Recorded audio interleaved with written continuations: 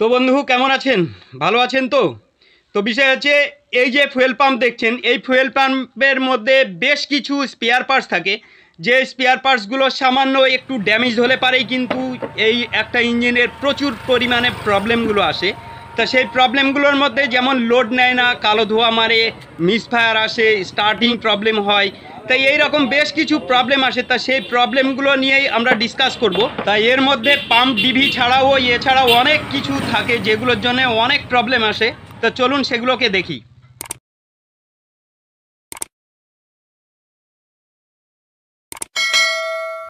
একটা পাম্পের মধ্যে এগুলো সবই থাকে। তা চলুন এই সম্বন্ধে আমরা একটু জেনে নিই। এটা হচ্ছে বডি, এটা ডেলিভারি ভ্যালভ, এটা ডেলিভারি ভ্যালভ স্প্রিং, এটা পাম্প, এটা স্প্রিং, প্রেসার স্প্রিং, আর এটা হচ্ছে কানেক্টার, এটা রুলার ক্যাচার, এটা স্ক্রু, লক স্ক্রু, আর এটা হচ্ছে ফাইবার ওয়াশার,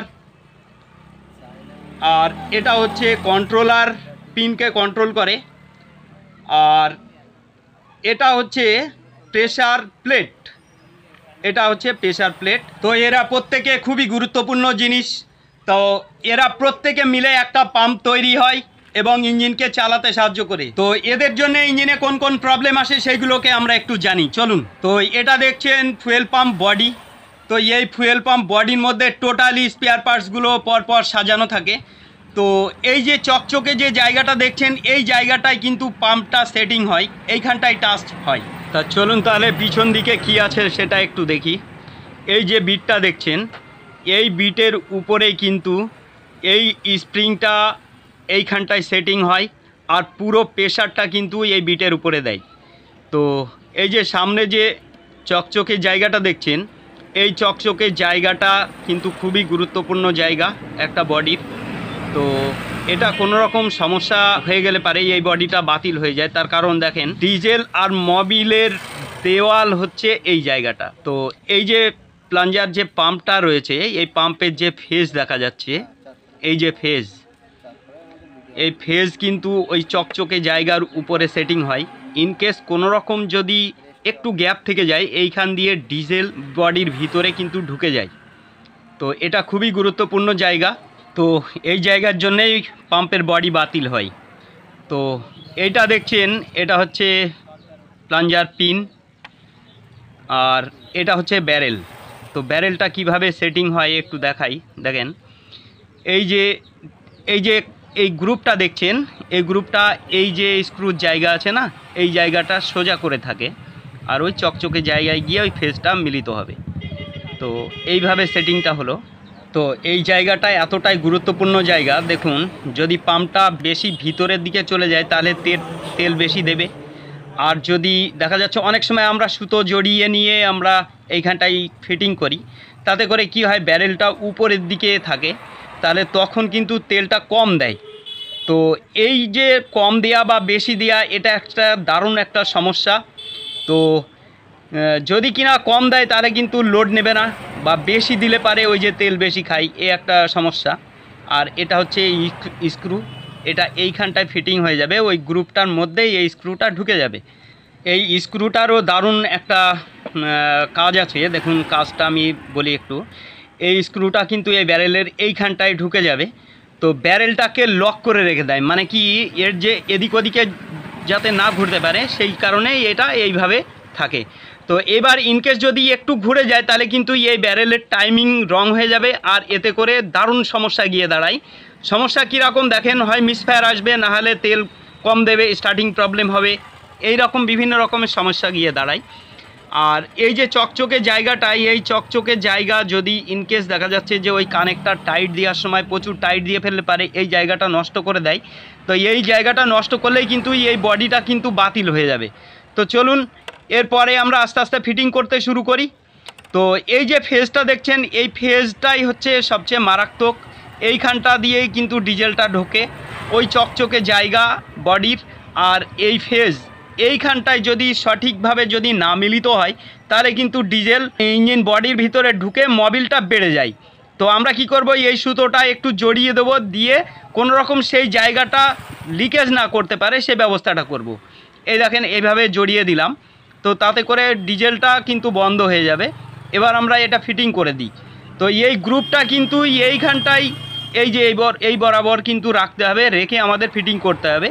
করার পরে স্ক্রু দিয়ে লক করে দিতে হবে। তো যে কথা বলতে বলতে ছেড়ে দিলাম, বিষয়টা হচ্ছে ইনকেস এই ব্যারেল যদি একটু ঘুরে যায় তাহলে কিন্তু হয় তেল বেশি দেবে, স্টার্ট হলে পারে বন্ধ হবে না, আর না হলে পারে স্টার্টিংয়ের সমস্যা আসবে, মানে কি তেলটা ঠিকঠাক দেবে না। তো এই গ্রুপটা আমাদের সঠিক রেখে তারপরে স্ক্রু দিয়ে লক করে দিতে হবে। তো এই জিনিসটা কিন্তু খুব দারুণ একটা ভাইটাল জায়গা। তো অনেকে কি করে এইখানটায় ডবল ওয়াশার দিয়ে দেয়, কিন্তু এই যে ফাইবারের যে ওয়াশার আছে না, এখানটায় ফিটিং হয়। তো এই ফাইবার ওয়াশার অনেকে ডবল দিয়ে দেয় বা সুতো টুতো জড়িয়ে দেয়। তাতে করে কি হয়, স্ক্রুটা বাইরের দিকে বেরিয়ে যায় আর ব্যারেলের মধ্যে গিয়ে কিন্তু পৌঁছাতে পারে না। এতে করে কি হয়, অনেক সময় ওই ব্যারেলটা ঘুরে যায়, ঘুরে যাওয়ার পরেই কিন্তু নানান রকমের সমস্যা গিয়ে দাঁড়ায়। তো এই রকম স্টেপ একটাই কিন্তু থাকবে, এইভাবে স্ক্রু দিয়ে লক করে দিতে হবে। দেওয়ার পরে কি করতে হবে, ব্যারেলটা ইজি আছে নাকি সেই জিনিসটা কিন্তু খুব ভালো করে ফলো করতে হবে। একদম ইজি, দেখেন হাত দিয়ে একটু নাড়াতে হবে, যদি নড়ে তাহলে ঠিক আছে, আর যদি টাইট হয়ে যায় তাহলে কিন্তু আবার খুলতে হবে, খুলে তাহলে ঠিক করতে হবে। তো যাই হোক, আমাদের এটা ওকে আছে, কোনো সমস্যা নেই। এটা স্ক্রু ড্রাইভার দিয়ে এবার লক করে দেওয়ার পরে এবার নাড়িয়ে দেখতে হবে, ওই দেখেন নড়ছে, এবার ঠিক আছে। তাহলে এবার পিছনের দিকে দেখেন, এই যে পিছনের যে ফাঁকা জায়গাটা দেখছেন, ওই যে ব্যারেলের উপরে বডির গায়ে এই ফাঁকা জায়গাটায় কিন্তু এই স্প্রিংটা ফিটিং হবে। আর এটা হচ্ছে ডেলিভারি ভ্যালভ, এটা পুরনো ডেলিভারি ভ্যালভ, এটা দেখব কেমন আছে। এই দেখেন এর কোনো প্রেশারই নেই, মানে এটা বাদ হয়ে যাবে, এটা আমরা বাদ দিয়ে দেবো, দিয়ে নতুন ডেলিভারি ভ্যালভ আমরা এইখানটায় ফিটিং করব। তো এটা হচ্ছে এই XZ ডেলিভারি ভ্যালভ।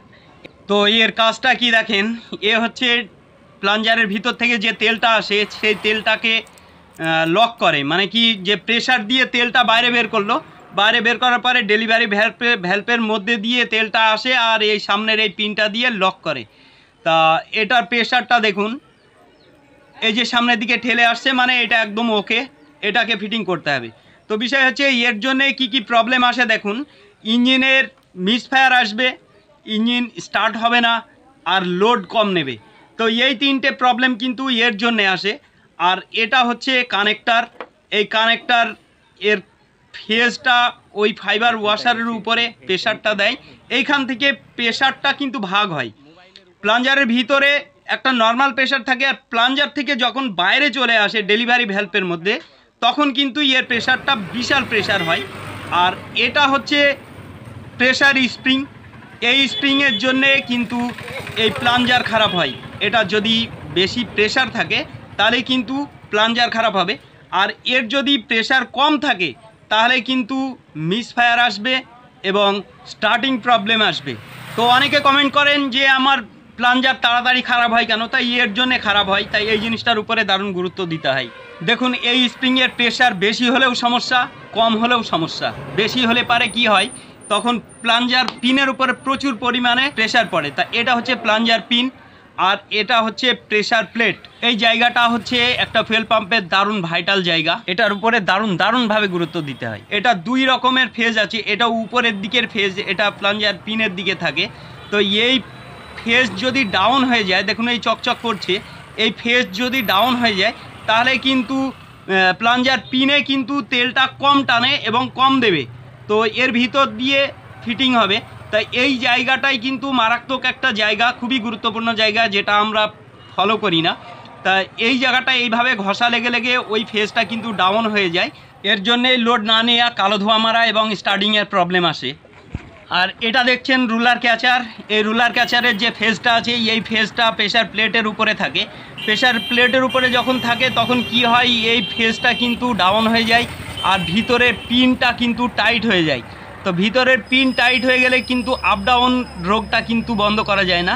এই যে প্লেটা করছে এই প্লেটা তখন বন্ধ হয়ে যায়, হালকা যে একদম লুজে থাকে সেটা থাকে না, তখন টাইট হয়ে যায়, তখন কিন্তু কন্ট্রোলার এর সঠিকভাবে কন্ট্রোল করতে পারে না, মানে ইঞ্জিনের আপ ডাউন করার রোগটা কিন্তু বন্ধ করা যায় না।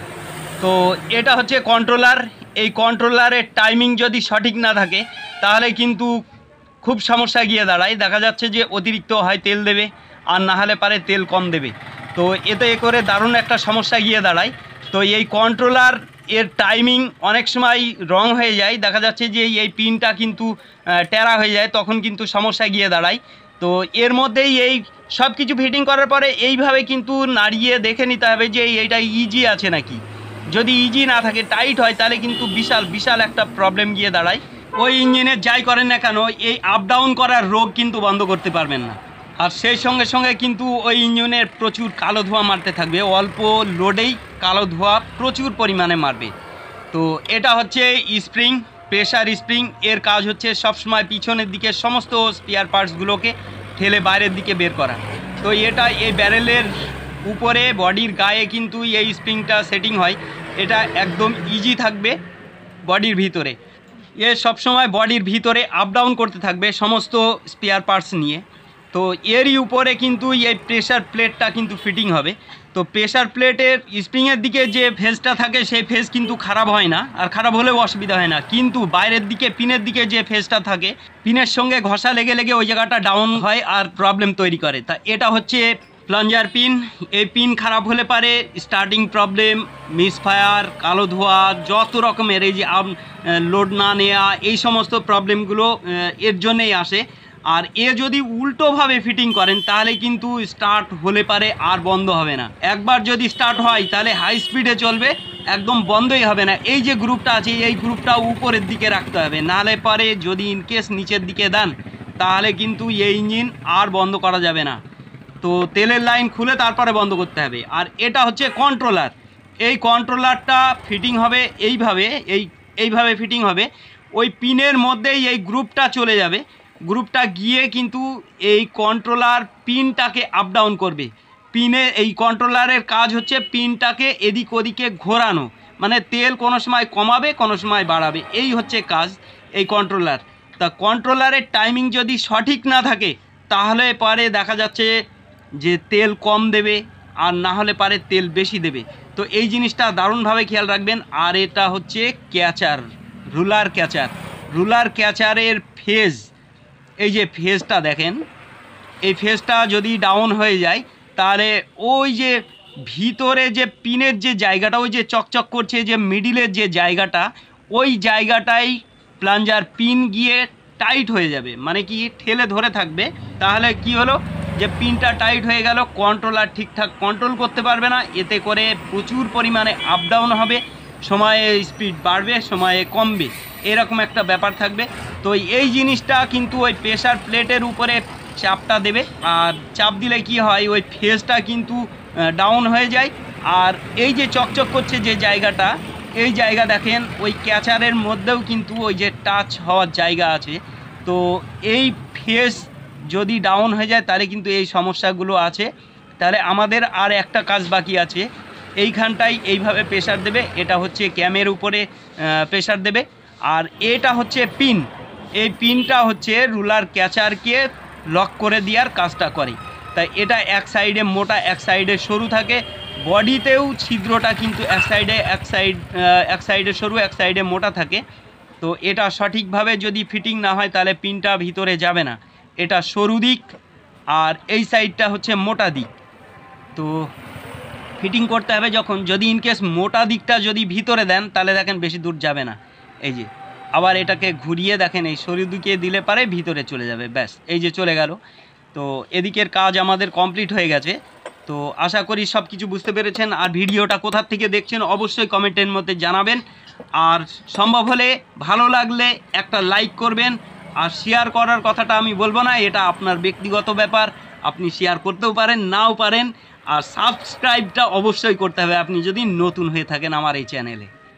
ও হ্যাঁ দাদা, একটা কথা আছে, কথাটা হচ্ছে আপনার একটা লাইক করলে পারে কোনো রকম আপনার পকেট থেকে পয়সা যাবে না, এতে আমার উৎসাহ বাড়বে। তো একটা লাইক করুন প্লিজ।